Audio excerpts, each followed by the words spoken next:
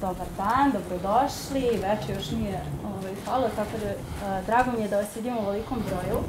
Nadam se da je ok, kao što smo najavili, pričala bih na engleskom uz znak ovdje prisustva našeg profesora i poštovanja prema njemu, kako bismo se svi podjednako razumeli. Ja znam da ima i studenata možda sa engleske nastave, tako da nadam se da je to svima ok. Kada počnemo. Dear colleagues, dear friends, dear guests, it is with greatest pleasure to have you here on this amazing start of the new week. Come on in, don't worry, we don't bite yet. A few years ago, I was passionately striving to find a way to upgrade my knowledge, meet new friends, and just explore options while being stuck in those big books running in between the different amphitheaters. Luckily, many others, including myself, we have discovered these few letters that have changed our student lives and made us volunteer in various events and different activities.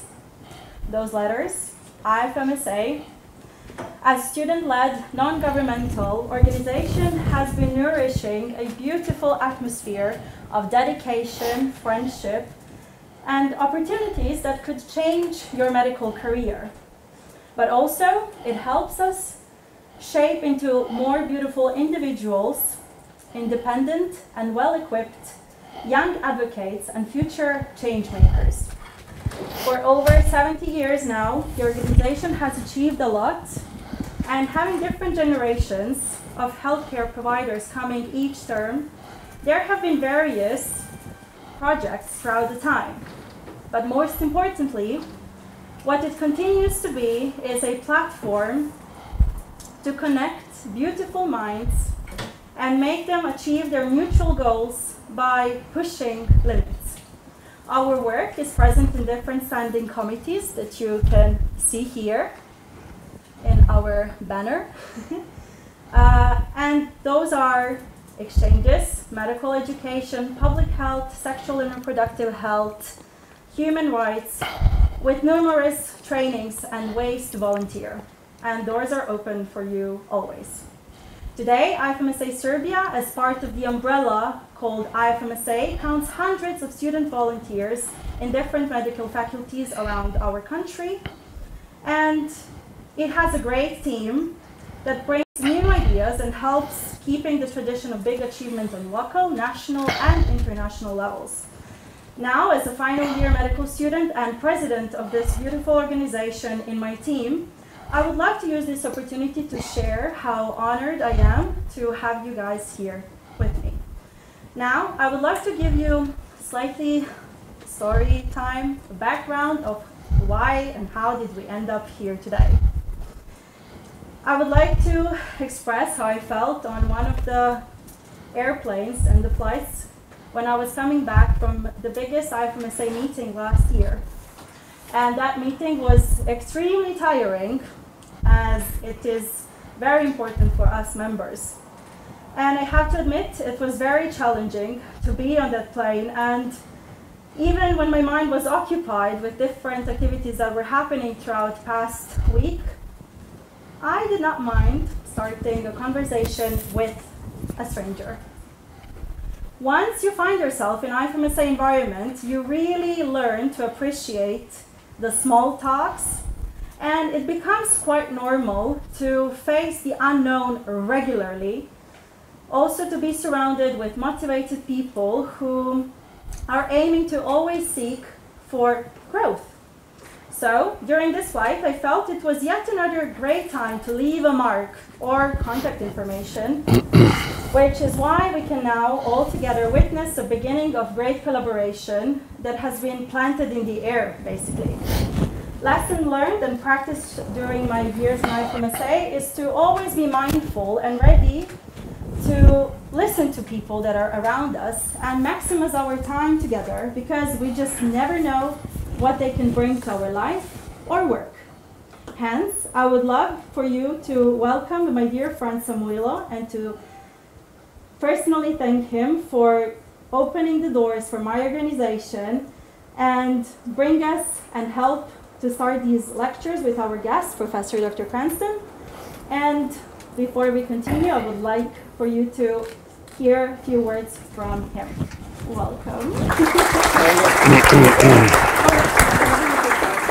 Dobar dan, good afternoon. My name is Samuel Petrovski. I'm from Belgrade here, and I'm national director of one student organization who exists more than 38 years here in Serbia, called EUS, Evangelical University Students, and you can find us on Instagram, eus.rs. We also organize many events, and we are also part of international network, and on a very busy trip from Indonesia. I was coming from Indonesia, Dubai, and we were sitting next to Maria where we start conversation. Our motivation, and we as a student organization, we want to encourage young people, students, that life is good, and there is a lot of things to be done in the life. As Mark Twain said, there are two most important days in life: the day when you're born, and the day when you find why you are born. And the sense of finding the purpose and meaning and calling in life is very important. And you, as a future, mostly doctors, that's very important calling for the societies and for the life in general. So we have in 6 cities in Serbia groups. We are organizing and bringing different speakers. Through that organization, I met my wife, who was a student of medical school in Belgrade. Now she's a doctor, and we are very happy that we can cooperate. Welcome, that we can cooperate with your organization. We as EUS, we are trying to touch some topics and to bring good professors and speakers that usually our universities cannot maybe give us and bring. So the most famous did, and maybe you heard about that person, we brought in Serbia Nik Vujicic. You know Nik Vujicic, the guy who is born without limbs. We brought him 2012 here, and we are organizing his speaking arrangement. So we hope that in the future, when he comes, we can bring him to the medical faculty, that he can speak and motivate young people. So if we also publish some good books. Professor will speak on the topic of science and faith. One book of one professor that we brought here 11 years ago, Dr. John Lennox. He spoke in ETF faculty. We published his books. If you're interested about that books, we as organization want to give you that as a gift. Email to contact Maria, or find me on Instagram and say you promise a free book, and where we can get it. So I will organize that for you. Professor John Lennox is from Oxford University, from the same faculty, and it's a very good thinker. He's famous because he was debating with the Professor Richard Dawkins. You can find the debates online. So let's cooperate more, and let's bring good people, good speakers, and we are very happy that Professor from Oxford University is these days. I counted, he will speak 15 times, and I hope so he will survive all of the day. And we will visit mostly every medical school and some clinic centers in Serbia with him. So thank you very much. Listen carefully and get inspired, because all of us, we have a calling and mission and purpose in life. Thank you very much.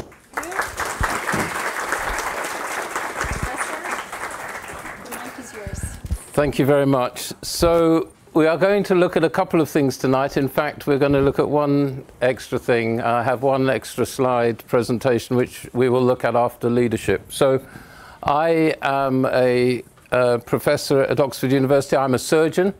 I trained in the UK. I spent a very short period of time in America. But for most of my life, I was doing kidney transplantations, and I was doing major renal surgery, renal cancer. But also for the last 25 years, I've had a major research interest with Oxford and China in Chongqing, looking at ultrasound. So if you go outside today, beautiful day here, much warmer than England, although I think it's going to get a bit colder tomorrow. If you take a magnifying glass and you focus the sun's rays on the back of your hand, you'll cause a burn. We all know about ultrasound with diagnostic purposes. But at the focal point, there is a very, very, very tiny rise in temperature. And if you put the power up 10,000 times, you can put this non-invasively into the body, and you can treat cancers, uterine fibroids in ladies. And it is technology which we're going to see a lot more of over the next few years. And it started off in 1940 by some people in America called the Fry brothers. But nowadays, the clever physicists know how to get a focused ultrasound beam into the skull. And there are some units around where they are able to treat the skull and stop the tremor in Parkinson's disease and essential tremor. And if you look on the internet, high-intensity focused ultrasound, you'll find a lot more about it. And I'm going to be speaking at that, I think, at some of the other places. But tonight I was asked to talk about leadership and science and faith. So all of us in medicine will be leaders at some stage. Some of us are already. And what is leadership? Well, this is the definition in the Oxford English Dictionary: to show the way by going in advance, to guide or direct a course, to act as a commander, a director, or a guide. So there are various models that we can look at of leadership. So there are different ideas of leadership, and probably you, like me, during our training, we see our teachers, our mentors, and some of them we think we want to follow. What they are doing is very good. Others we think, actually, I don't want to be like that. We probably all have had some people who just say, you know, don't ask questions, just do what I say. Actually, my mother used to say that to me. Maybe your mothers or parents say that, you know. We're from Balkans Island. Do what I tell you, don't ask questions. Other ones, visionary, you know, follow me. Democratic ones, what do you think? Asking people what they think. And others, sort of more of a mentoring thing, consider this. And again, in terms of mentors, certainly I, as a surgical trainee, and I'm sure you in your different aspects of medicine, you see some people who you think, that is a great example, I want to follow them. And others who think, actually, I don't like the way they treat those patients, I don't like the way what they do, I'm not going to follow their example.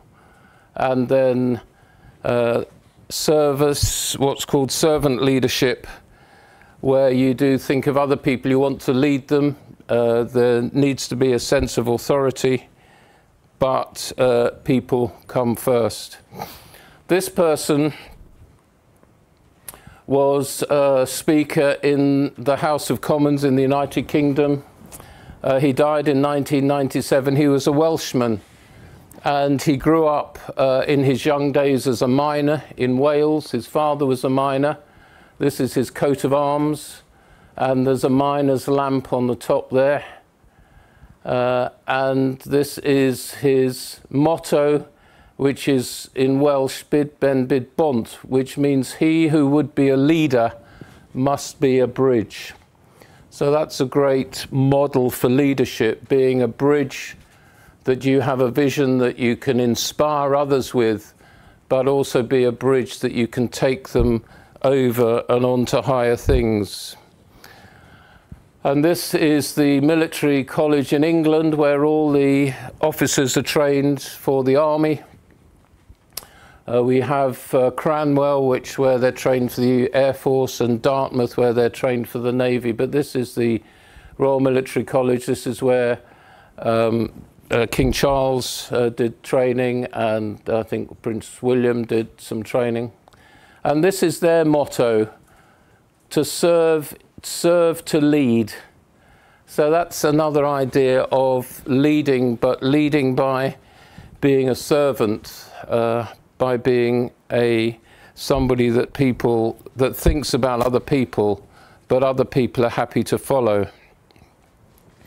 And some years ago, I spent some time at the Union Biblical Seminary in India, and you have this marble statue there of somebody washing the feet of another person. And the taxi people come up and say, gosh, isn't this wonderful? Here's the servant washing the master's feet. But actually, this is a story in the Bible of Jesus before he died, washing the disciples' feet. On the night before he died, he took his robes off and he was washing the disciples' feet. And they are amazed to think of Christ Jesus washing the feet of his disciples. I was fortunate enough to be in Washington again with my research in January, and I went down here. I don't know if any of you have been here. Here's the Lincoln Memorial, and here's Abraham Lincoln there.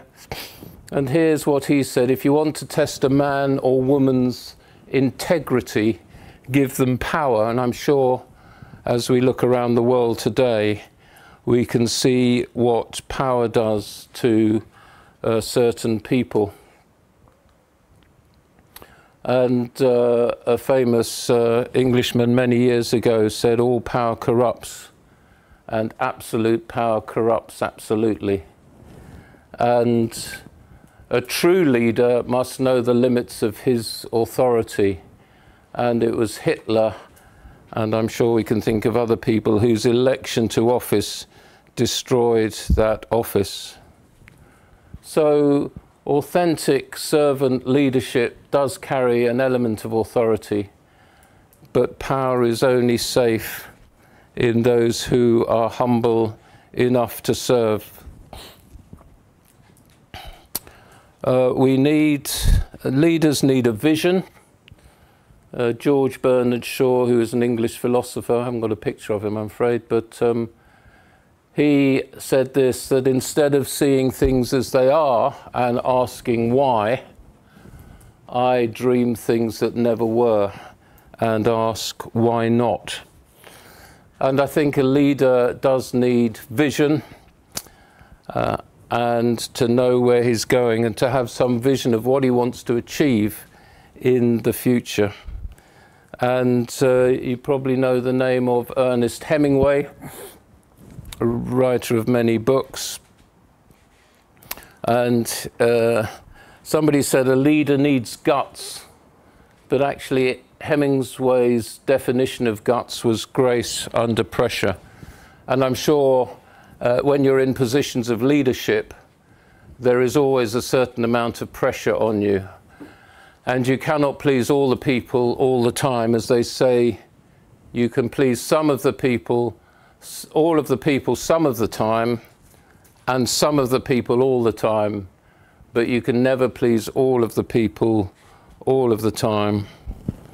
And there is pressure on everybody in leadership.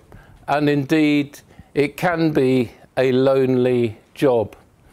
Apparently, the President of the United States has on his desk, or at least they have done in the past, a little thing which says, "The buck stops here. I am ultimately responsible," although certainly in the UK, we see people who should be responsible who fail to take responsibility. So a leader needs vision, he needs grace, especially when he's under pressure. And he needs to be, well, it's good to be visible. So I remember a number of chief executives of the hospital in Oxford. And we have several hospitals now. We have the big John Radcliffe Hospital. And if you go where the chief executive officer is, it's a beautiful door. You go in there, there's a very nice floor like this on the floor. They have beautiful armchairs, places to sit. So if you come as a visitor to the hospital and you're seeing the chief executive, this is where you come. I worked for most of my life in a hospital about a mile away called the Churchill Hospital, which was built in the Second World War by the Americans. And we still have some of the old buildings there, which were said to last 5 years, and they're there 70 years later. And you go along the corridor and the lino on the floor is up and there are holes in the wall, and in the winter the cold comes in. And in my time there, I can only remember 2 chief executives who actually were walking about the Churchill and wanted to find out what was happening in the Churchill. Often they were just stuck in their own ivory tower in their rooms and didn't walk about. Field Marshal Montgomery in the Second World War said, when you may remember that in 1944, when they were coming across to invade France to drive out the Nazis, he said, "No man went across to Normandy who has not seen and heard me." He travelled around the country. He made sure that he was visible to the troops so they knew who they were following. And somebody calls it MGBW, which stands for Management by Walking About. And people who just, we all know of stories of people who've reached senior management who have started in the lowest place and worked their way up.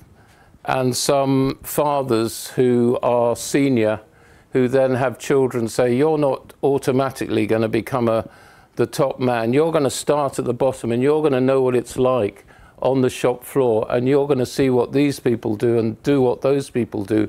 And then you can work yourself slowly up, and then when I die, you can take over from me." So knowing how everybody lives and works is great. And certainly when I talk to my junior staff and the students, I say to them, you know, if you want something done in the hospital, don't just write an email, don't just ring them up, go down and see them and talk to them and get to know them. And then if you know them and they know you, when you want something done urgently, an X-ray or a CT scan or something done urgently, rather than emailing them and them ignoring the email or phoning them up and they say, "I haven't got a clue who you are, why should I do it for you?" They'll say, "Oh yeah, that's fine, yeah, yeah, I'm sure, I'm very happy to do it." And I think just getting to know people, getting to talk to them, understanding them. The professor of surgery, a chap called Peter Morris, who was a transplant surgeon who brought me up to Oxford, whenever he was in theatre, he would talk to the person who was doing the cleaning. He'd talk to the person who was making coffee. He would not stand on a pedestal. He would talk to anybody who saw in the street, and that was a great example to follow. And I remember him telling me, and I've written a little biography about him. He's the most famous surgeon in America when he was training was a chap called Claude Welsh, who was professor of surgery at the Massachusetts General Hospital. And when he visited Oxford, and the professor of surgery there, Peter Morris, was a junior registrar, he was asked to look after him, and he said he was amazed to see this person who he was operating with be so nice to the theatre sister. "Please, sister, will you hand me that instrument? Please, will you do this for me? Thank you very much. Thank you. Peter, would you just pull a little bit harder on that? Thank you very much." He said it was totally different from so many of the surgeons that he knew who just got angry in theatre, who threw things around. And he said it was a revelation for that. And I'm sure maybe you've seen some surgeons who have done that.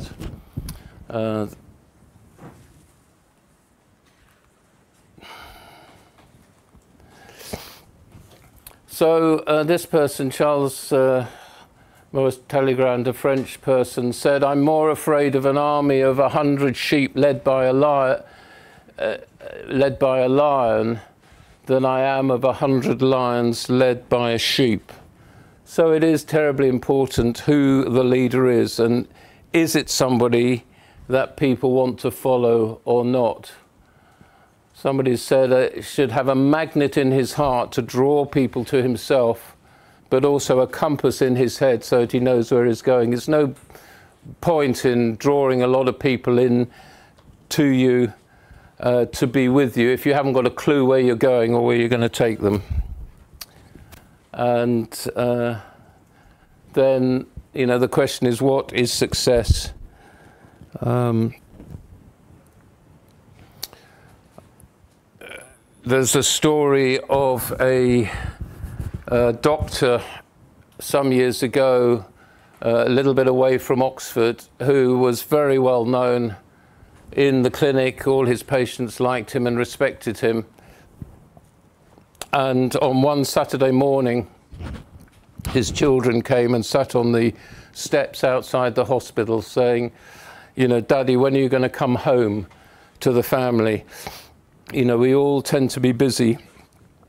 But one of the members of Parliament in the United Kingdom said, whatever success you have achieved in life, if it's at the to the detriment of friends and family, home, then it will turn to dust and ashes in your mouth. So it doesn't matter how much money you make, it doesn't matter what success you got.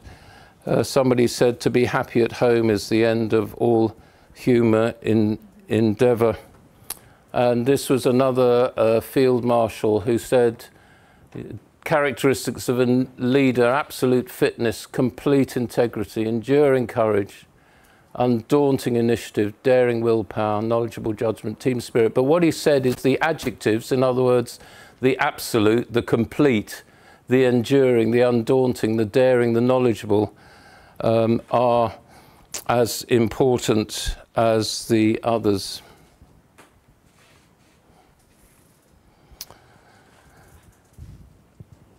Ernest Shackleton,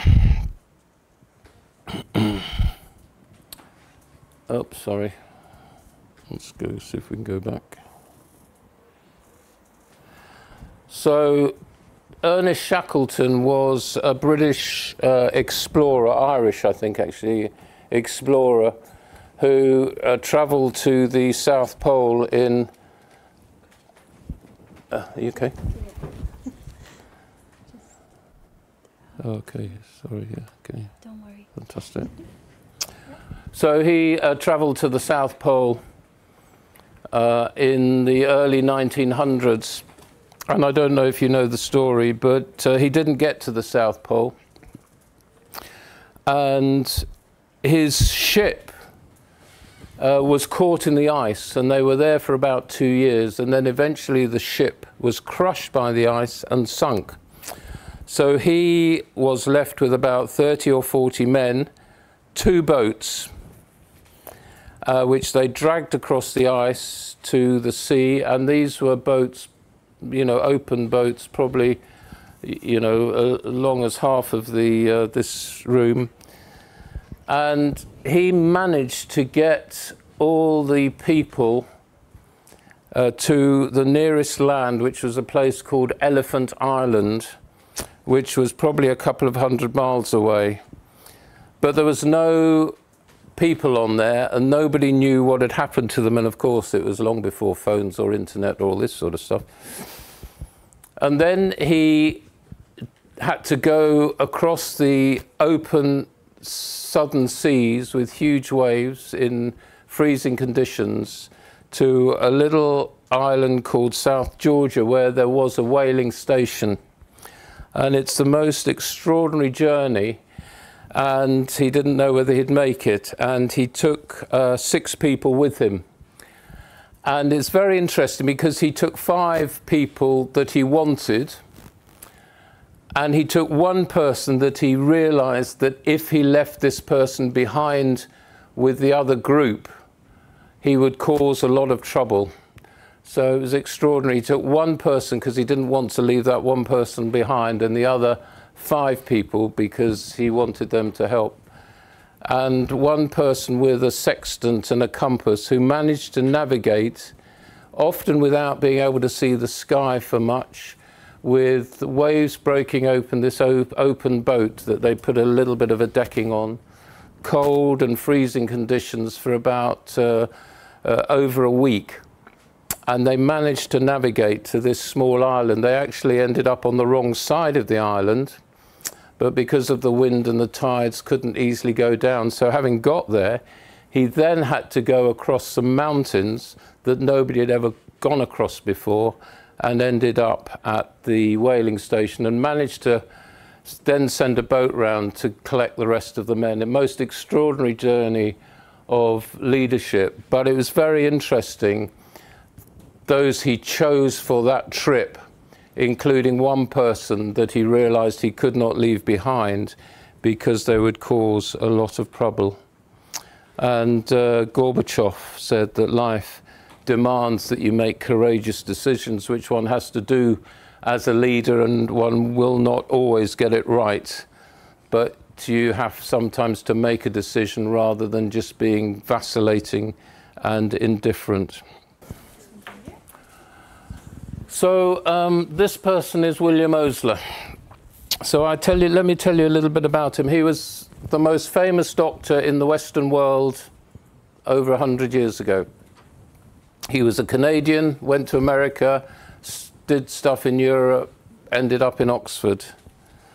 And he was an amazing leader. So this is an example of somebody who was a very good leader. So he was born in 1849 in Ontario in Canada. That was his house. And he was the son of a priest, and initially he wanted to be a priest, but then changed to medicine. And I have shown these in China, and this is another famous Chinese man, Sun Tzu, who said, the traits of a true commander and a doctor. So again, leadership, courage, wisdom, humanity, and integrity. So I'm sure we can look at people who we think are leaders today, both locally and nationally and internationally, and say, have they got courage, have they got wisdom, have they got humanity, have they got integrity? And we can make our own judgment. And gentleness, here's a Mandarin doctor consulting. So here is William Osler. So he was one of the founding fathers of Johns Hopkins. He went from Canada to Pennsylvania to Baltimore, and here are the 4 founding fathers of the Johns Hopkins. So this is Welch, who is a pathologist. This is Halstead, who is a surgeon. Interestingly enough, he was the surgeon who introduced gloves because his theatre sister had bad rashes on her hands. So he created surgical gloves for her to wear. He then married her. But he was the founder of started surgical gloves. Here's Osler, and here's a young gynecologist called Kelly. And the great thing about William Osler was that he took students to the bedside to see the patients and to talk to the patients by inspecting, by feeling, by listening, and then thinking about what he was going to do. Let me tell you a story that I just told a little bit earlier. Many of you probably know Sherlock Holmes, yeah? Do you know the stories of Sherlock Holmes? So Arthur Conan Doyle, who wrote Sherlock Holmes, was a doctor. When he was a medical student in about 1877 in Edinburgh, he was sitting with a group of students. I don't know how many students you have when you're in with a doctor. I remember as a student, there were often 20 of us around, and poor patient came in and had 20 students around us. Anyway, this lady came in with a child and a coat over her arm. And Dr. Bell, who was the consultant, said to her, "Good morning." And she said, "Good morning, Dr. Bell." And without any more conversation, asking her questions, he said to her, "Did you have a good trip across the ferry?" She looked quite startled as to how he knew this and said, "Yes, I did, thank you very much." And then he said to her, "And where have you left your other child?" She thought, how can he possibly know I have another child? She said, "Well, I left him with my aunt in Edinburgh." Then he said, "And how was your walk through the Botanic Gardens?" And she said, "Well, it was fine, thank you very much." And then he said, "Are you still working in the linoleum factory?" And she said, "Well, yes, I am." And then he turned to the students and he said, "I could tell by her accent that she lived to the north of the Firth of Forth, the big river. And the only way across is on the ferry." You can see that the coat that she has on her arm is too small for the child she has with her. So she must have had another child, which she must have left in Edinburgh. The red mud on her boots you only see in the Botanic Gardens, and the rash on her hands is classic of people who are working in the linoleum factory. And it was that story, and probably similar ones, that Conan Doyle then remembered and used to create Sherlock Holmes. Apparently Joseph Bell could remember, could identify by the tattoos on the arm of the sailors which port in the world they had had these tattoos done. And if you read some of Sherlock Holmes's stories, you'll find out that he also says, you know, "I see that you know, you were in Hong Kong. When were you in Hong Kong?" and things like that, because he recognized the tattoos. So Osler was, so he was alive at around the time of Conan Doyle, but he was somebody who was very interested in his patients, and he took his great legacy, apart from writing the classic textbook of medicine, which was called Principles and Practice of Medicine, which was then in production for the next 50 years.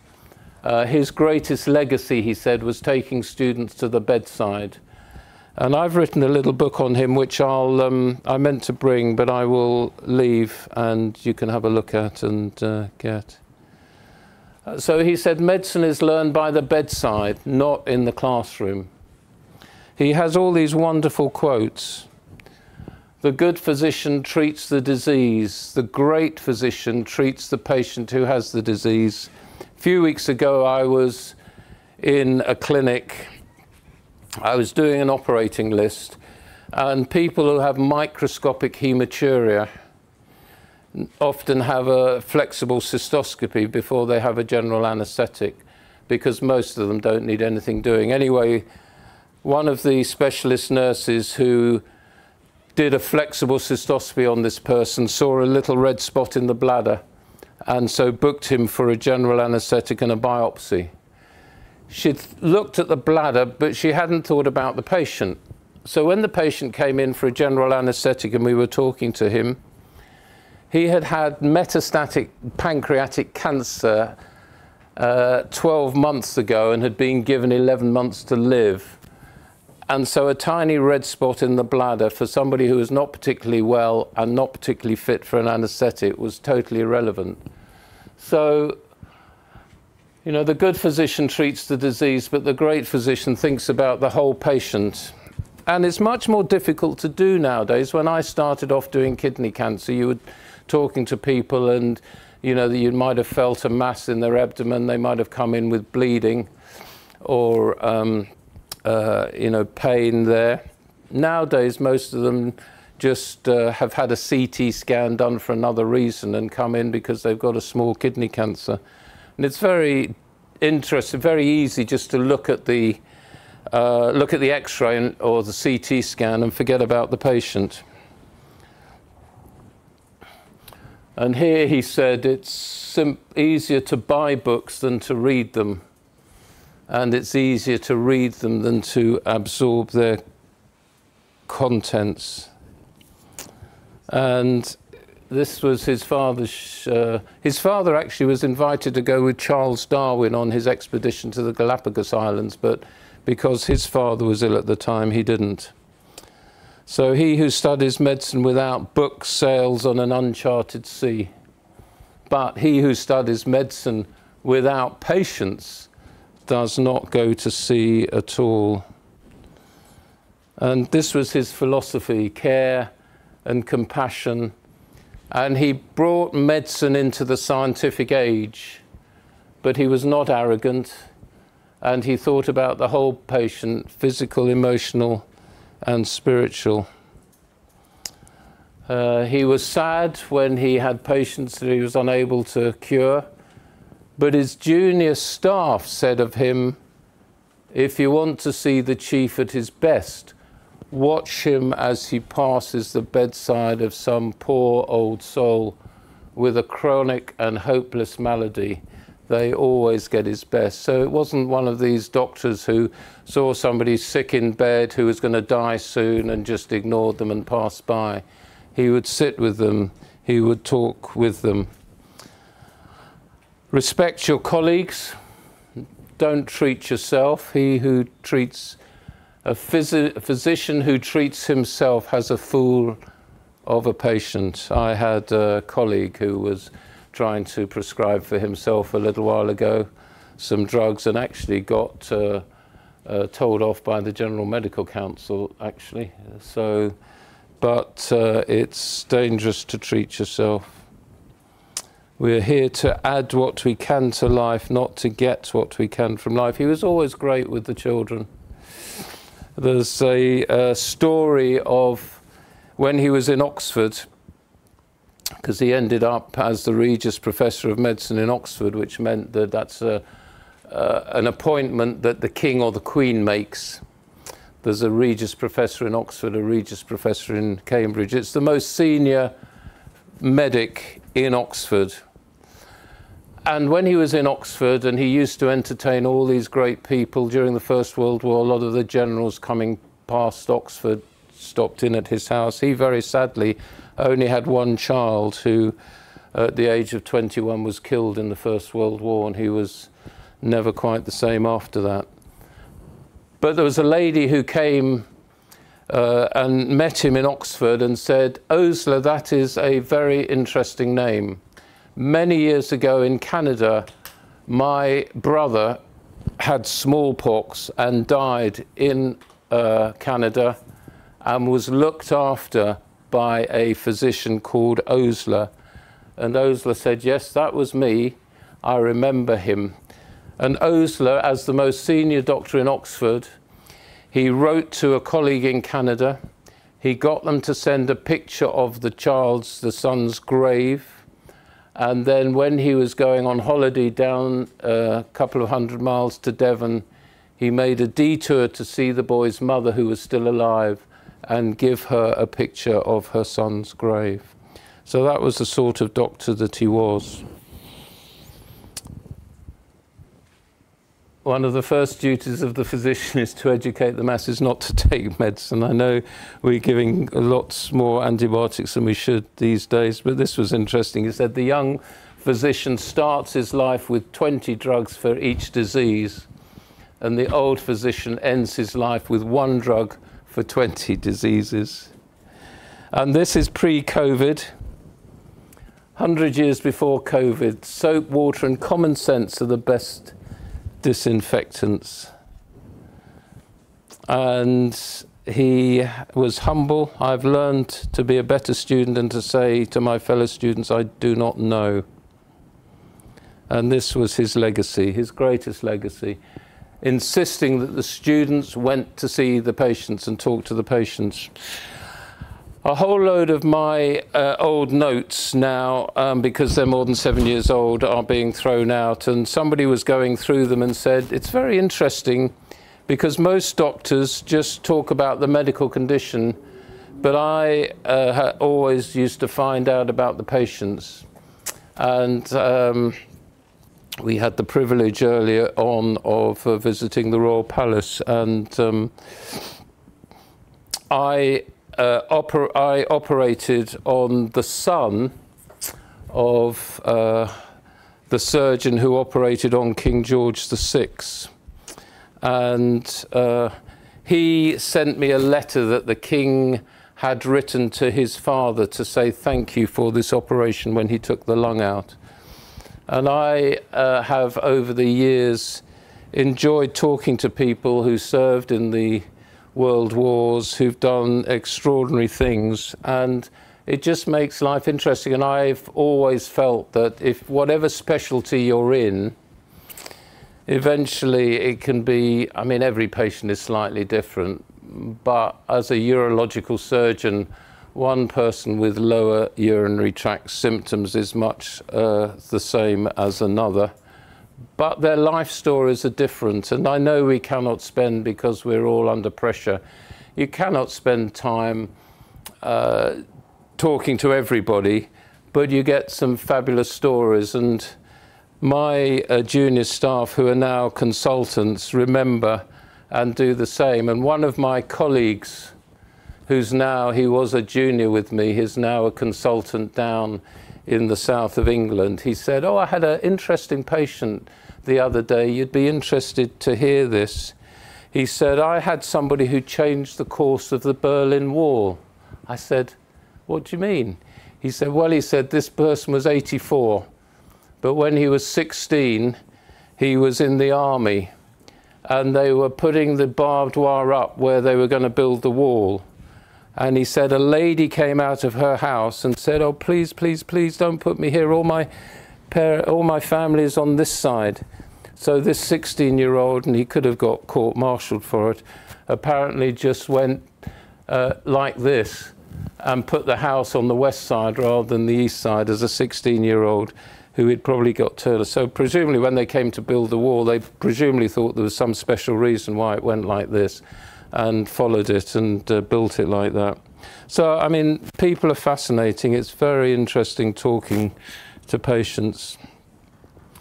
And this, you know, I think we'll all probably find this. The philosophies of one age have become the absurdities of the next.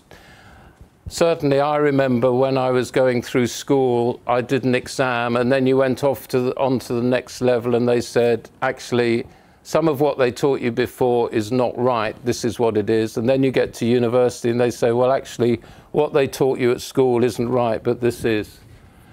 I haven't got a picture on this, I don't think, because I think this is the last one. But in 1911, in Britain and in France, the senior person in the army said, I think the aeroplane is a complete waste of time and will have absolutely no part to play in future conflicts. So our bosses, our seniors, are not always right. So I thought it would be quite nice just to talk about Osler as well with leadership, because he was a great leader. All the American important people wanted to come to Osler for treatment, and he was actually so overwhelmed that his wife was quite pleased when he ended up in Oxford in a much less pressured way. But he could talk to children, and he could talk to kings and presidents, and he was the same person with all of them. So I will finish with that on this bit, and we give me 5 minutes or any talk, and then we'll do the last one. Of course, take your time.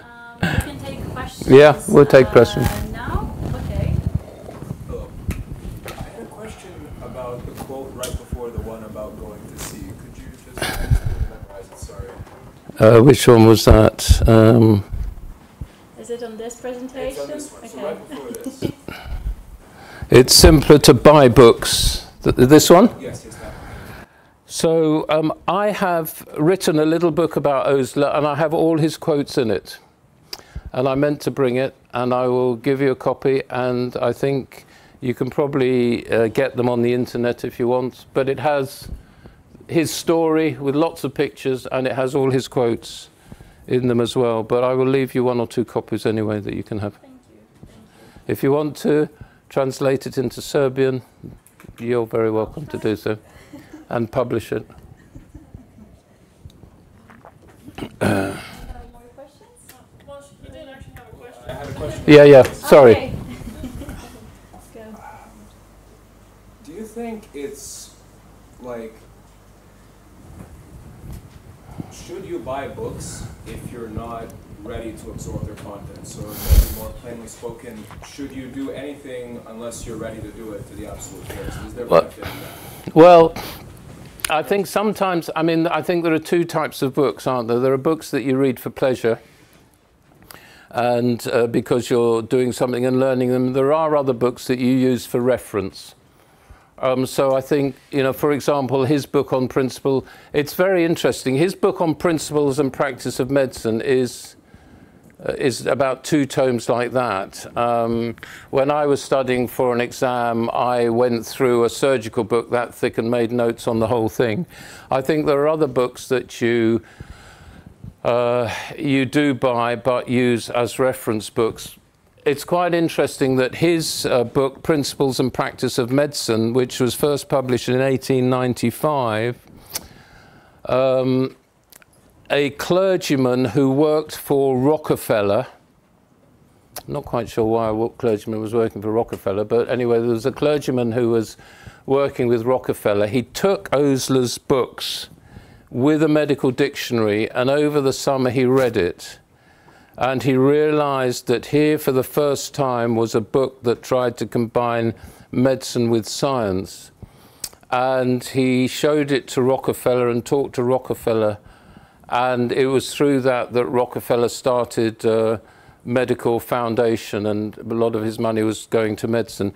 I mean, so I think sometimes you can, you know, I think sometimes you buy books if you, I mean, certainly if you have the opportunity, or if you see one that's cheap that you think you might read later on, and then you buy some that you're going to read, and you buy some for reference. So I think it depends. But, you know, he doesn't say don't do it, but he just says what I think we all know, that it is simpler to buy books and have them on your bookshelf and not necessarily read them. But then some for reference, you're not going to read every page anyway.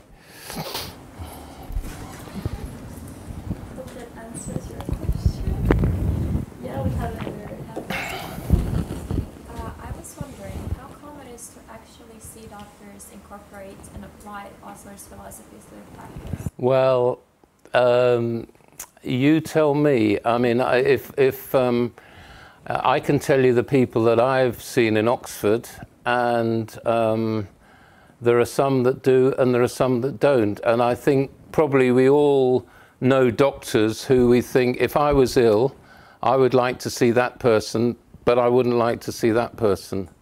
And I think the other thing that it's important for us to remember that, you know, you all look pretty fit and well at the moment. As far as I know, I'm pretty fit and well at the moment. But one day, we are going to be patients, and you're going to be sitting in the bed as the patient, and you're going to have a doctor standing at the end of the bed looking after you. And, you know, it's why some of my colleagues say, well, I don't want my children to become doctors. It's too difficult. It's too stressful at the moment. To which I say, well, actually, when I'm ill, I want some nice people to look after me, please. So let's encourage people to become doctors, good people to become doctors. But, you know, I'm sure that if you look around, you could, you know, in your experience, you'll be able to tell who will follow Osler's philosophy and who won't, and different people do it at different amounts as well. I would like to add to it, probably because the environment we study at here in Serbia, it's completely different maybe to other countries in a way, because we don't have much practical work or knowledge gaining after finishing the university, and people who are in their final years don't really have much ability to work on after immediately once they finish. And that is something that especially us as FMSA are trying to provide to our students, is more knowledge and more practical skills throughout your studying, because our curriculum and unfortunately doctors that we tend to meet are not always keen to give us all the knowledge or opportunities to work on. But what I know for a fact is to really be a pusher and that pain, you know, to get what you want, and I'm sure they will not deny the wish you have to gain knowledge or practical skills in the end. So maybe that is also in a way to answer your question, is to really feel if you lack of something, really get yourself there to gain more, because for sure there are many people who will be able to provide that for you. And it's not usually always the university or the class you take or the people that are leading your class in the end. So just be motivated to do so. Any other question? Yeah, go. I was actually wondering the name of the book. Well, I'll give you a copy. It's called William Osler and His Legacy to Medicine. You can probably Google. I mean, I've got a picture of it here actually, but well, I can show. Actually, why don't I show you? Well, actually, I don't know whether it will come up. Let me show you.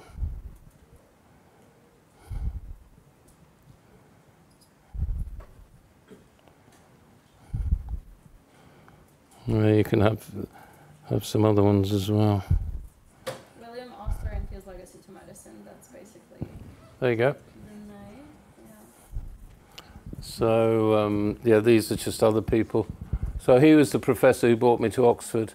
This is a guy, John Radcliffe, who was a physician in the 1600s who left a lot of money to Oxford.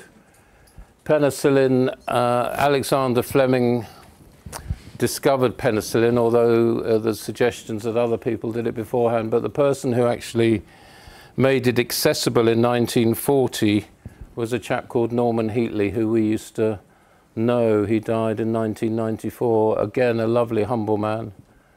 Here's Osler's book, and here's Lord Nafild. If you know the Morris cars, Morris Minor, Morris Mini, William Morris became Lord Nafild, and he made a huge amount of money by making first bicycles, then motorcycles, and then cars in the early 1900s. Sadly, didn't have any children, and left all his, well, not all his money to Oxford, but left a lot of money to Oxford. So I'm in the Nafild Department of Surgery, which is named after him. He left £2 million to Oxford for, in about 1963, for a Department of Surgery, Department of Obstetrics and Gynecology, Department of Pathology, and then he said, I want an anaesthetic department as well. And Oxford said to him, oh, you don't need a professor of anaesthetics. Anybody can give an anaesthetic. And he said, I disagree with that, because I've had a bad anaesthetic, and if you don't want to make a professor of anaesthetics, then I will not give you any money, and I'll give it to Guy's Hospital in London. Oxford said, yeah, okay, we'll have a professor of anaesthetics. All right, you, if you want to stand up, if you want to stretch your legs, if you want to go to the loo, feel free. If you want to go and have a beer and disappear, feel free. I won't mind. Okay, we'll have a few minutes break? Yeah, let's have a few minutes break. Oh,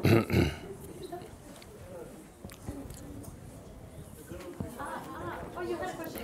Totally. Yeah? She had a question, yeah.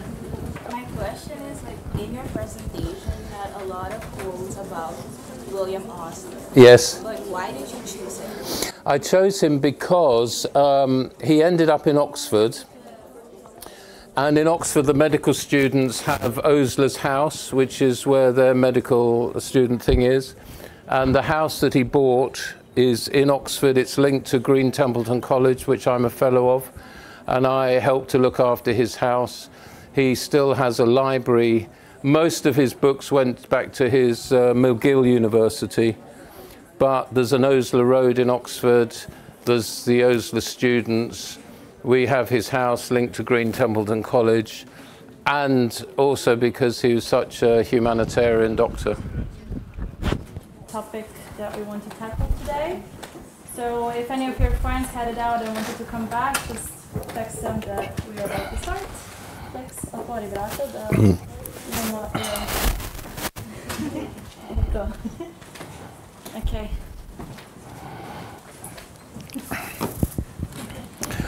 Well, I'm amazed that you're all still here. It's hot. And anyway, so it's a good subject to think about, science and faith, because I am a surgeon, but I also did a PhD in kidney transplantation, and I am in Oxford, where we have a lot of leading scientists who are committed Christian believers, as well as quite a lot of people who are atheists. Richard Dawkins.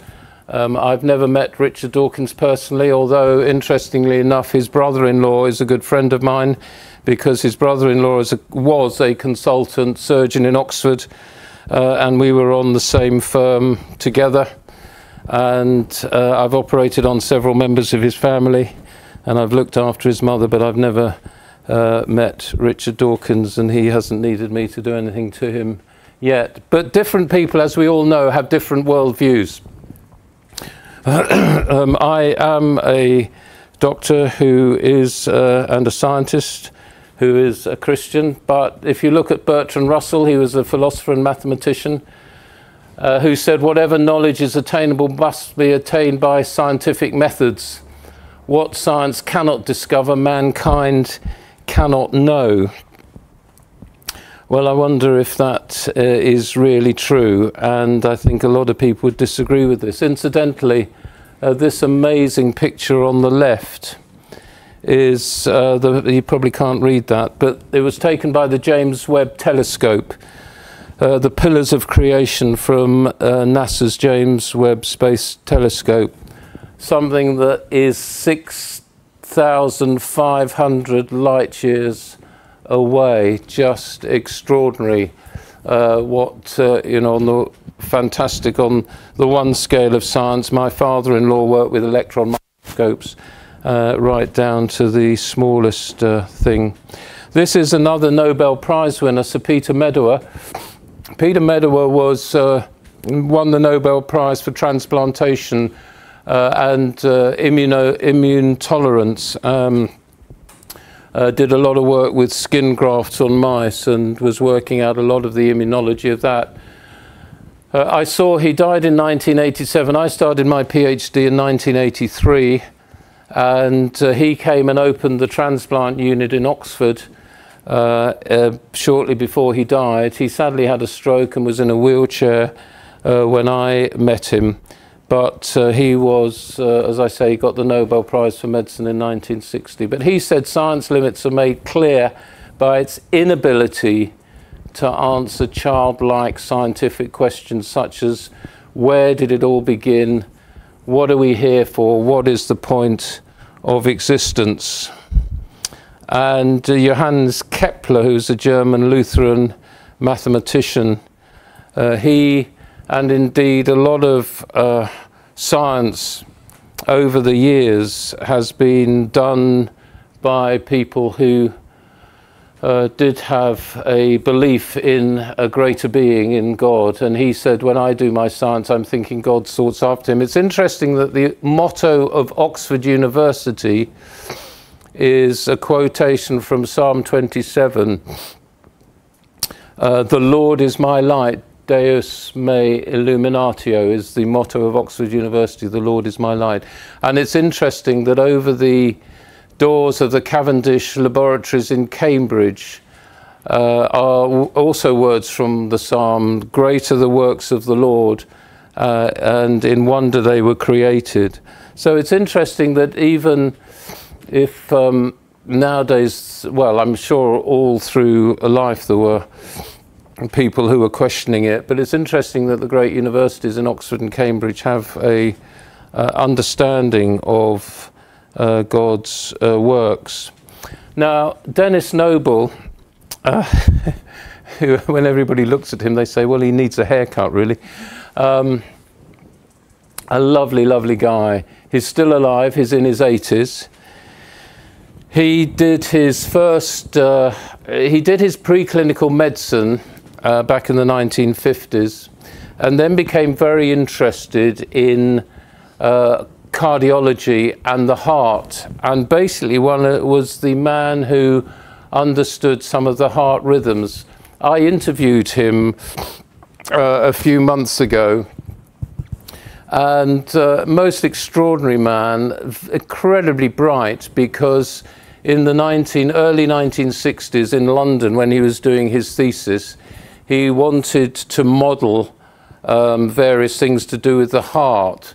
And in those days, there was just one big computer, I think, in University College in the basement. And he went and said, can I have some time on this computer? And they said, absolutely not. You haven't done any mathematics, you don't know it, and it's absolutely full. So he went away, he went to the maths lectures, he bought a book on computing. This was while he was doing his preclinical medicine and while he was starting to do his research, and eventually persuaded them to allow him to have some time on the computer. But they said, you can have it between 2 o'clock and 4 o'clock in the morning. That's the only time it's free. And what he used to do, he told me that for 4 days a week, he would get up at 5 o'clock in the morning. He would go to the abattoir where he would get a heart that had just been taken out of an animal. He would then spend the morning and the afternoon dissecting out the Purkinje fibres.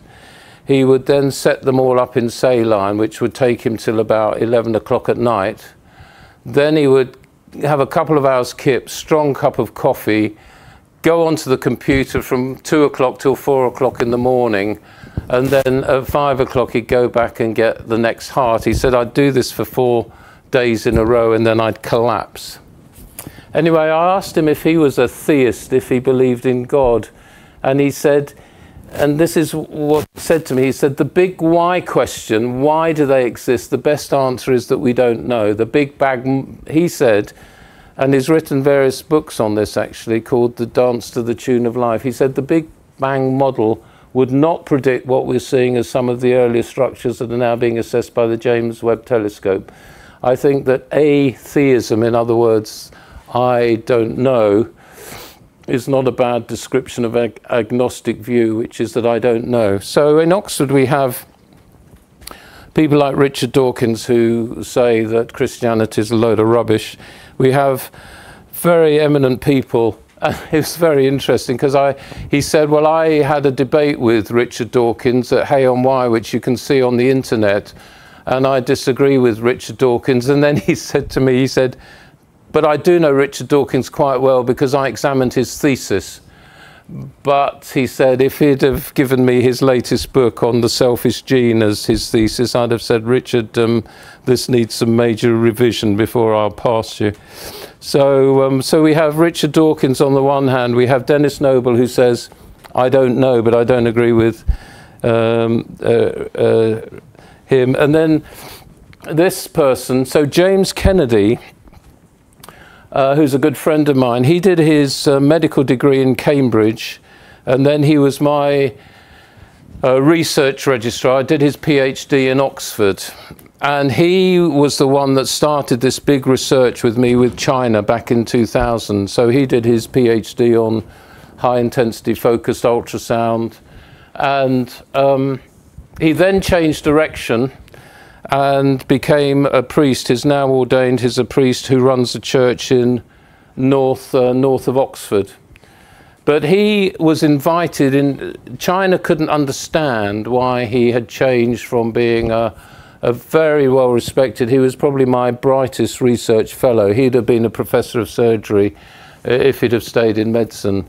And he decided to change. And China couldn't understand this. And in 2017, they invited him out to speak to 300 medical doctors in the middle of China on my transition from doctor to priest. Extraordinary opportunity for him. And we thought of getting him back in 2019, but China had tightened up quite a bit, and they said, no, we can't do that. But in his talk, he said, many intelligent and high achievers believe in God. 65% of Nobel Prize winners in the 20th century believe in God.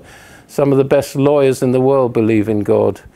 How many atheists have really looked at the evidence pointing towards God? And he said, as a scientist, I did what I've been trained to do and looked at the evidence. And I was amazed to discover that the historical evidence about the truth of the claims of Christianity is overwhelming. And the central claim of Christianity, of course, is the resurrection of Jesus Christ at Easter. And Michael Ramsey, who's Archbishop of Canterbury, said that the gospel without the resurrection is not merely a gospel without a final chapter, it's not a gospel at all.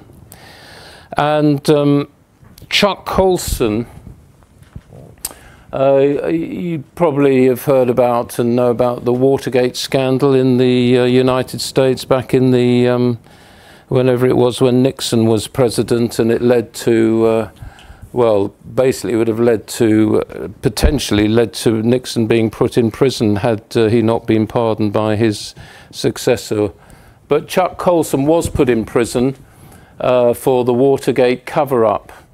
And in prison he became a Christian and now runs something called the Prison Fellowship. And he talked about the claims of Christ and the fact that Christ rose from the dead. And you know, not only was it unexpected, and it wasn't just women that saw it at the tomb, but the apostles who were not expecting it saw it. And then more than 500 people saw it. And when the Gospels were written, which was about 25 years later, Paul says, you know, if you don't believe it, you can talk to people who were there. And Chuck Colson said, if it was a cover-up, he said, I know what a cover-up's like.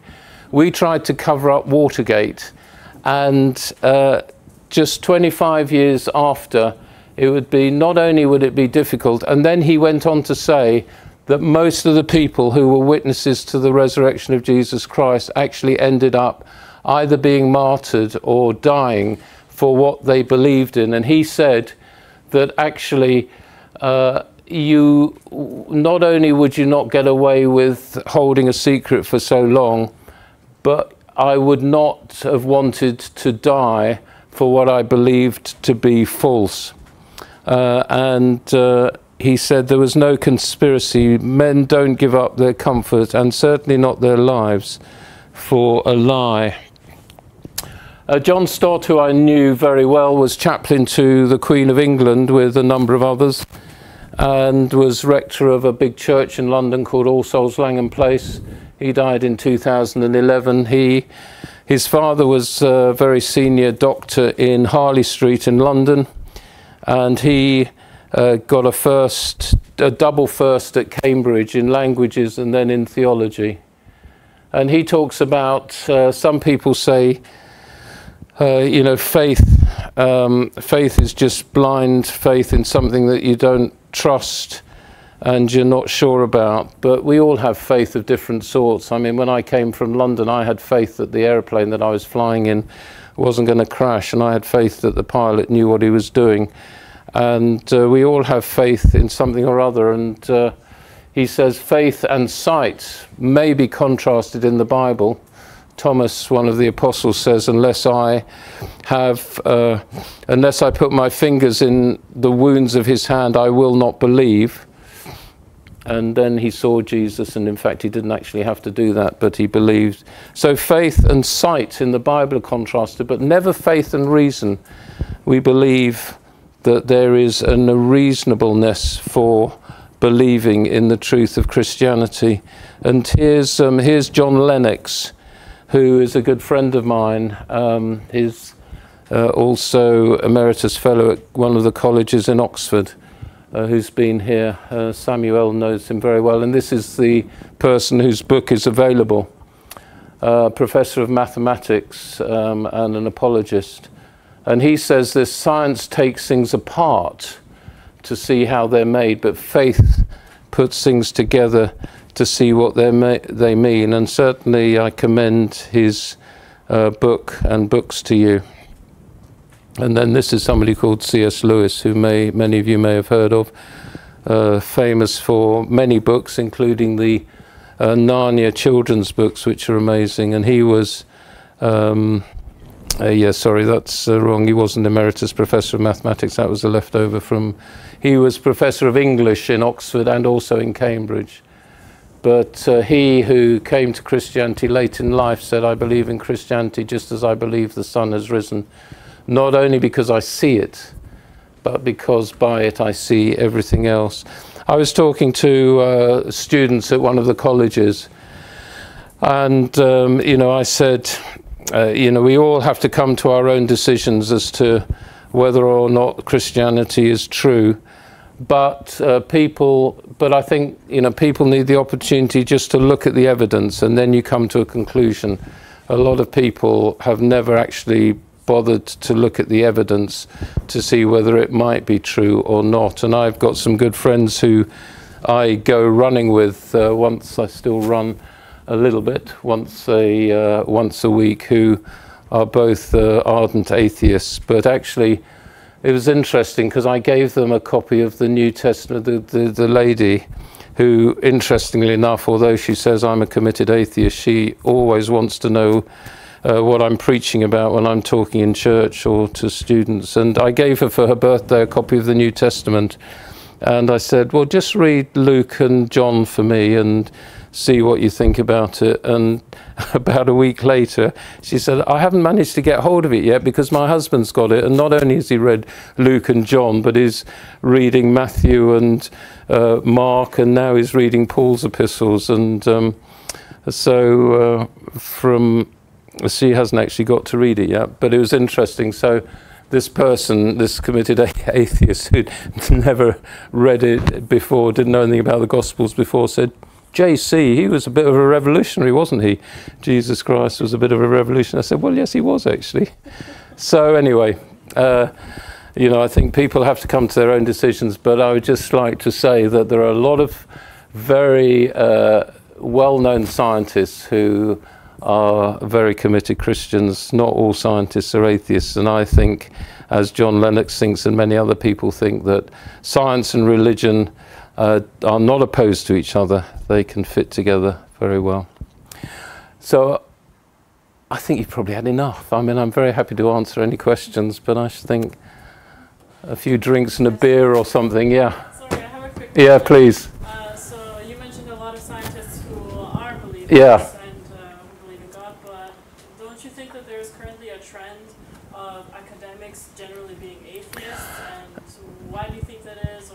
Well, I mean, it's interesting because I'm not sure whether that's true. I mean, John Lennox, who's a good friend of mine, is forever debating with people, and certainly not my not my experience in Oxford. I wouldn't say there are more that are, and I think, you know, other people know this much better than I do. But a lot of people who are still atheists think that some of the new atheist things, you know, like Dennis Noble, who wouldn't call himself a Christian, although, you know, thinks that a lot of the new atheist movement actually is doesn't hold up to good study. So I don't know. I mean, I don't know what it's like here. You know, it may be true here, but I certainly don't think it's true in Oxford. And you know, I said to the students who I was talking to, I said, look, you know, everybody has to come to their own decision, and you know, but look at the evidence and see. There's a famous book some time ago called, which is still in print, I think. I'm not sure if it's translated into Serbian or not, called "Who Moved the Stone," which was a lawyer in England who wanted just to look at all the evidence to disprove the resurrection. And when he looked at the evidence, the book that he wrote, he said, I have changed this book because after I looked at the evidence, I believed that it was true. So, I mean, I don't know what it's like here, but I don't think that's true, certainly in Oxford. No, I think most academics here are also believers, but Yeah. I was just comparing also from, I finished a degree in Canada also. Okay, and yeah. most academics there were pretty much Okay, against sure. religion, Yeah, against religion. yeah, So yeah. it's individual.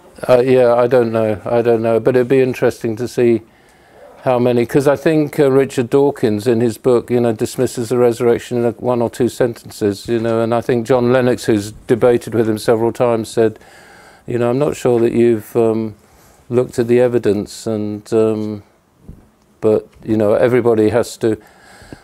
I respect people who say that, I don't believe it after they've looked at the evidence, but I think people need to look at the evidence on both sides before they accept it or reject it. Thank you. Yeah. Yes. My question is, you said you are a Christian. Yeah. How did you combine your profession with your faith? Were there moments that, there's a patient that you would go up to them and maybe evangelize or, things like that? Because I think there's a kind of a limit maybe in how much you can put your faith Yeah, into absolutely. it, so No, I totally agree with that. And when I was, I think when I did my elective out in Africa, working with some missionary doctors, they would sometimes pray in the operator, pray when the when they're putting the patient to sleep with the patient. And firstly, I've never done that. And secondly, I don't think I would do that, because I think if you were lying on a couch in the anaesthetic department and somebody was coming in and praying for you, you'd think, well, do they know what? I suppose it's like, the captain of a plane, saying, let's pray for safety before I get into the cockpit. But no, I think you're absolutely right. We have to be extremely careful. So the way, I've never gone up to anybody blind and done that. What I have done is, if I've done if somebody on a Monday morning ward round might say, did you have a nice weekend, doctor? What were you doing yesterday? And then I might say, well, I was in church, or I was speaking in church. And then I would see what they said. They might say, oh, that's interesting, tell us about it. And if they didn't, then I wouldn't go any further. Or I might see somebody with a Bible on their bed, and I say, that's interesting, you've got a Bible then. I like fishing. I like fly fishing for trout.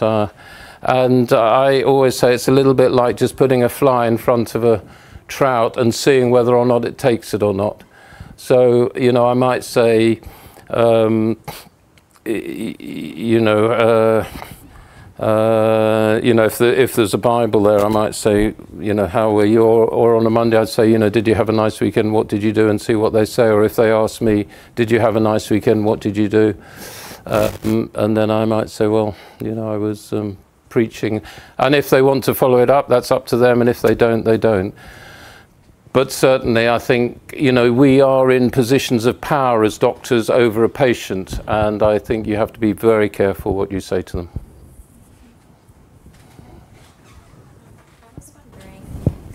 That Christian and you practice medicine, were there any cases that you could share with us how you saw the connection between faith and medicine, and how perhaps you had your faith confirmed while practicing? Maybe you could even more than... Yeah, I mean, I think I remember giving a talk a long time ago saying, patients are people too, and I think as a Christian I try to, and I know that a lot of people who are not Christians do this, so I'm not saying it's just a Christian thing, but you try as a Christian just to treat somebody as you'd want to be treated. In terms of, do I, you could say, do I believe in miracles, or have I seen any miracles? And it's difficult to say that, and I've certainly seen some people who've made remarkable recoveries. Actually, interestingly, people that I've Well, yeah, I mean, I think there've been a couple of there's one instance in particular where I think there was a sense in which, you know, I felt, as it were, God guided me. There was the wife of a friend. I also co-chaplain at something called the Oxford Centre for Mission Studies, and we had a executive director from Korea there whose wife was taken into hospital. I'd looked after her in the past, and I knew that she had some stones in her kidney, and I wasn't looking after her at this particular time, but I knew one of the doctors who was looking after her, and who happened to be my anaesthetist. So this lady became incredibly sick, and she was taken onto the intensive care unit with sepsis, and they did not know where the sepsis was coming from, and they had her on maximum dose of antibiotics and maximum doses of cardiac stimulants and so on. And I said to my colleague, I said, you know, she's had renal stones, so why don't you get a CT scan of her abdomen? And as any of you who've done urology will know, it's incredibly unusual to have obstruction from either kidney stones or ureteric stones without any pain. But she had absolutely no abdominal pain, but they did a CT scan of her abdomen, and she had bilateral obstruction of her kidneys. And urosepsis is one of the most dangerous types of sepsis out. So, you know, something, you know, was it God, or was it, but something told me just to say to my anaesthetic colleague, get a CT scan, who was running ITU, get a CT scan of her abdomen. And as soon as they did, they found that what the cause of it was, and they put tubes in and drained her. But I think it's just, you know, being a Christian, as it were, just living you know, trying to treat others as you'd want to be treated. And as I say, you know, plenty of other people would do that as well. But it's a question of just, you know, respect for other people and trying to treat others as you'd want your family treated or yourself treated. Another question? Yeah, sorry, at the back. Yeah. So science is uniform throughout the world. So if you go from Serbia to US or wherever you go, science will remain the same, but faith changes. So can there be a unifying faith for faith all over the world, or because of the differences in faith, we can never say that faith will always coexist with science? Sure, I mean, different faiths, absolutely, and different people and different type of faiths all over the world. And a lot of people seeking God in perhaps other ways than what individual faith people know. I mean, I think, yeah, sure. So, and I think that, you know, there are the groups of people that, you know, who say, well, there's nothing other than science there, and as you say, science changes. But there are other groups of people in all sorts of different faith communities who will, you know, I obviously as a Christian, you know, believe in Lord Jesus Christ and his death and resurrection, but I totally respect people from other communities, you know, Hindu, Muslim and so on, and we have quite a lot of good relationship with them who also understand that there is something, or believe that there is something more than what science has to say. And I think that all the different religions in a sense look at something beyond what science has to say. So, you know, science will change. I mean, I think in terms of, you know, some of the scientific things and some of the archaeology that's been looked at over the years confirms, well, certainly in the Christian side of things, a lot of the Bible accounts of things. But, you know, I mean, I have lots of friends who are Muslims, I have friends who are Hindus, and I think it's important, you know, just to have, you know, this one-to-one personal relationship with people anyway, whatever their belief structure is. Any more questions? Was there another one? Yeah? My question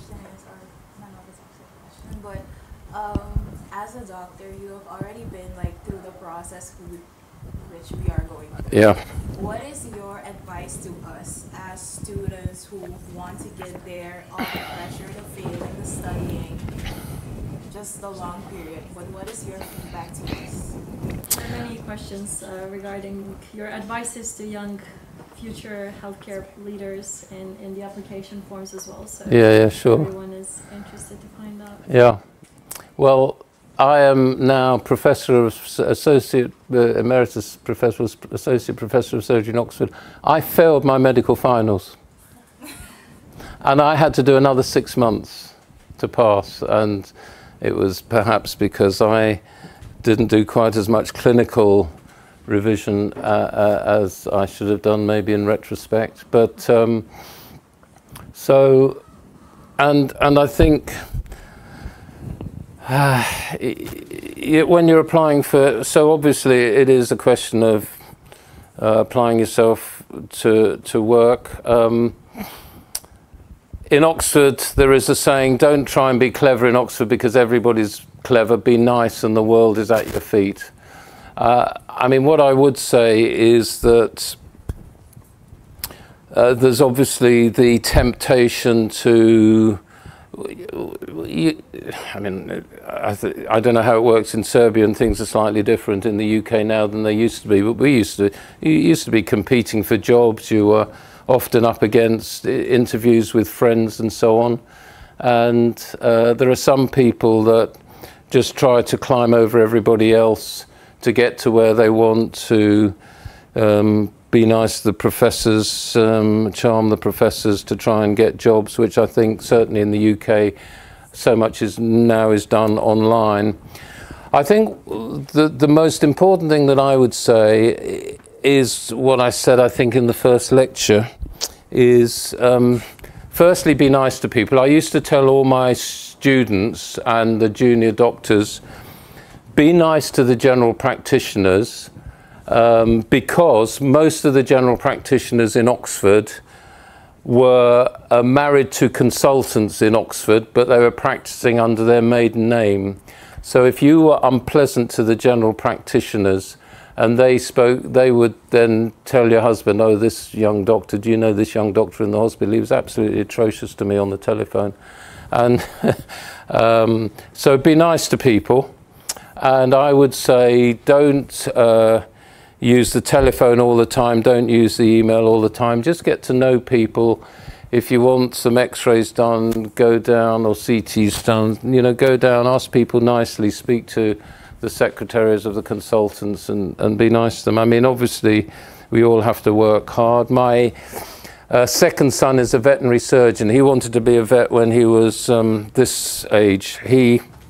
I have 4 sons, and they're all bright, but he was probably the least bright of all of them, but was the person that knew what he wanted to do. So he applied, he got in the English A-level system, he got A, B and C. He applied to 6, there were 6 veterinary colleges in England and there was 1 in Ireland. He applied to all 7 and got rejected by them all. He then upped his A-levels and got 3 A's, redid 2 of them, got 3 A's. The following year, he applied to all 7 medical veterinary schools and got rejected by them all.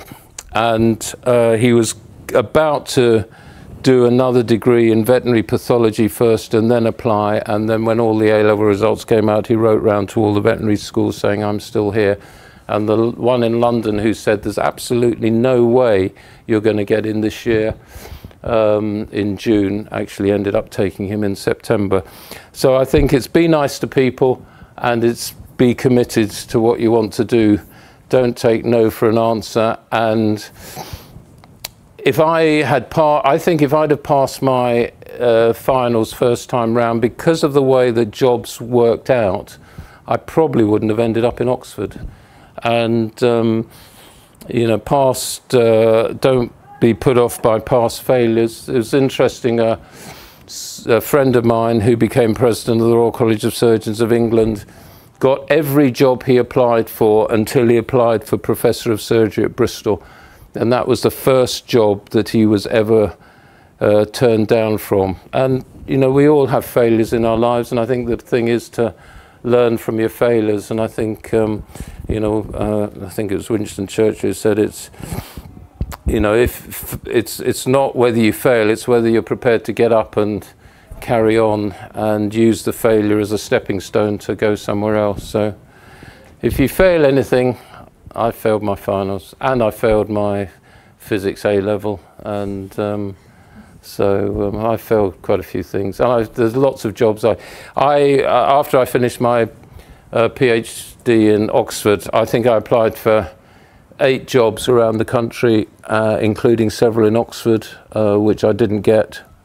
And then in vascular surgery and transplantation, Oxford and Cambridge, I didn't get any of them. And then I ended up eventually getting a job, which was in Oxford in urology. So don't give up. There's a lovely picture, I hadn't got it here, but there's a lovely picture of a heron. You know the heron, the bird? Swallowing a frog. So it's got this frog's head in its mouth, and the frog is just trying to strangle the heron. And the caption is, "Never give up, however bad it seems." Thank you for these inspirational and motivational words. Any last questions? I would say no. Thank you so much, Professor, for this amazing lectures. I would love to congratulate you, so round of applause. And we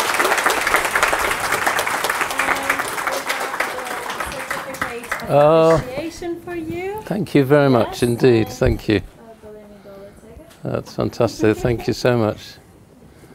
And also a gift from our organization. Hope thank you. Use it in health. Oh, fantastic. Thank you so much. Thank you guys for joining us. I hope you have discovered something new about the world that is surrounding us, about yourselves.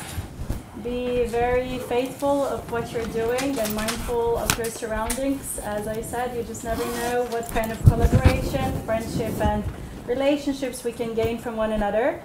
The doors of IFMSA Serbia is always open to you. Our platforms are available. We are spamming on all social medias, whether you like it or not. We have a lot of opportunities for you guys. So join us on any of our adventures. And thank you again for joining us today.